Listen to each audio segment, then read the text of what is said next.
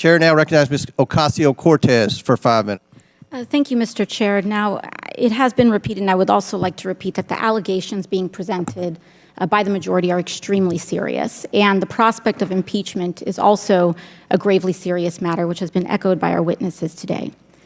And any serious impeachment investigation or inquiry relies on firsthand sworn testimony of witnesses to high crimes or misdemeanors. Today, the Republican majority has called in 3 witnesses to advance their case. Mr. Turley, I have a simple question for you. In your testimony today, are you presenting any firsthand witness account of crimes committed by the President of the United States? No, I'm not. No, you are not. Ms. O'Connor, you are the second Republican witness here today. Have you, in your testimony, presented any firsthand witness account of crimes committed by the President of the United States? I have not. Thank you. Now, Mr. Dubinsky, as the third and final Republican witness in this hearing, have you, in your testimony, presented any firsthand witness account of crimes committed by the President of the United States? I have not. And Professor Gerhardt, given that you are the minority witness, I assume the same, correct? I am not a fact witness, correct. Thank you. And to clarify, 2 individuals presented today who do have firsthand accounts surrounding the progeny of these allegations are being blocked from testifying by the Republican majority. And I want to explain why this is important. Members of Congress, all of us in this hearing, are not under oath, as we are presently covered by the speech and debate clause. Isn't that correct, Professor Gerhardt? That is correct. And the speech and debate clause covers all statements by a member of Congress, whether they are factual or not.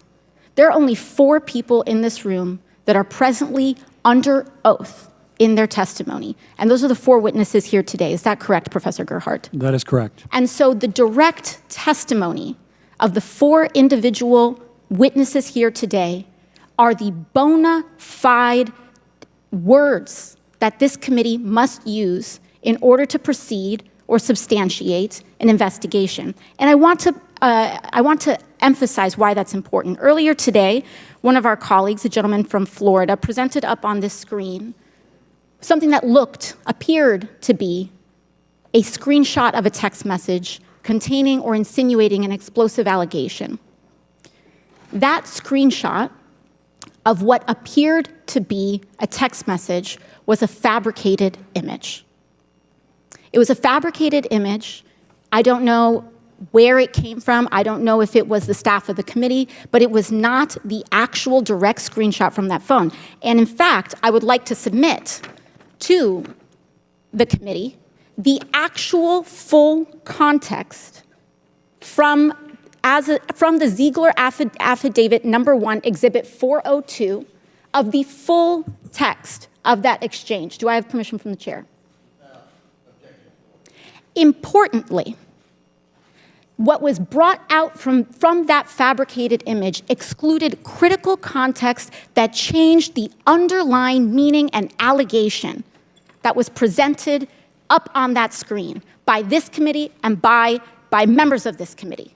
Now, they are well within their right to do that because they are covered by the speech and debate clause. This was not submitted by a material or fact witness under oath. That was not submitted by a material or fact witness under oath. The impeachment inquiry, any impeachment inquiry, regardless of party, is an extremely serious matter. Professor Gerhardt, in the impeachment inquiry into President Clinton, were there key fact witnesses that were presented during those proceedings? They were not in the House. Mm-hmm. In the Senate, were there any? There were. There were in the Senate. Now, in the impeachment, in the impeachment investigations with respect to President Trump, were there key material fact witnesses in the House? Yes, ma'am. There were. Are there any key material fact witnesses here today? No, ma'am. None. And so we are wasting our time. When we talk about a threshold of an impeachment inquiry, was there a House floor vote that had a majority of members of Congress that opened an impeachment inquiry into President Clinton? There was. There was. Was there a full House floor vote opening an impeachment inquiry into President Trump? In 2019. Is there one here for this one? Not for this one. There is not one here for this one.